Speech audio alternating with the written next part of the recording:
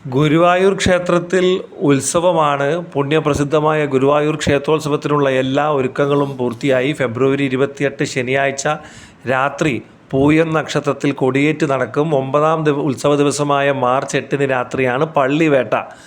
March 9 തിങ്കളാഴ്ച രാത്രിയാണ് ശ്രീ ഗുരുവായൂരപ്പൻ്റെ ആറാട്ട്. ഉത്സവ ദിനങ്ങളിൽ ഭക്തർക്ക് ദർശനത്തിനും പ്രസാദകൂട്ട് പകർച്ച നൽകുന്നതിനും ക്രമീകരണം ഏർപ്പെടുത്തിയിട്ടുണ്ട്. ദേശീയ തലത്തിൽ കലാകാരന്മാർ അവതരിപ്പിക്കുന്ന വിശേഷാൽ കലാപരിപാടികളും വാദ്യവിശേഷങ്ങളും ഉത്സവത്തിന് പൊലിമയേറ്റും. ആനയോട്ടമുണ്ട്. ചരിത്രപ്രസിദ്ധമായ ആനയോട്ടം ഫെബ്രുവരി 28 ഉച്ചതിരിഞ്ഞ് 3 മണിക്ക് നടക്കും. നറുക്കെടുപ്പിലൂടെ തിരഞ്ഞെടുത്ത ബാലു, കൃഷ്ണനാരായണൻ, രവി കൃഷ്ണൻ എന്നീ 3 ആനകൾ ആനയോട്ട ചടങ്ങിൻ്റെ മുൻനിരയിൽ അണിനിരക്കും. ഗോപികൃഷ്ണൻ, സിദ്ധാർത്ഥൻ എന്നീ ആനകൾ കരുതലാകും. ആനയോട്ട ചടങ്ങിൽ ഇന്ദ്രസൻ, രവികൃഷ്ണൻ, കൃഷ്ണനാരായണൻ, ഗോപികൃഷ്ണൻ, സിദ്ധാർത്ഥൻ, വലിയ വിഷ്ണു, ബാലു, ദാമോദർദാസ്, ഗജേന്ദ്ര, അക്ഷയ്, കൃഷ്ണൻ എന്നീ ദേവസ്വം കൊമ്പന്മാർ പങ്കെടുക്കും.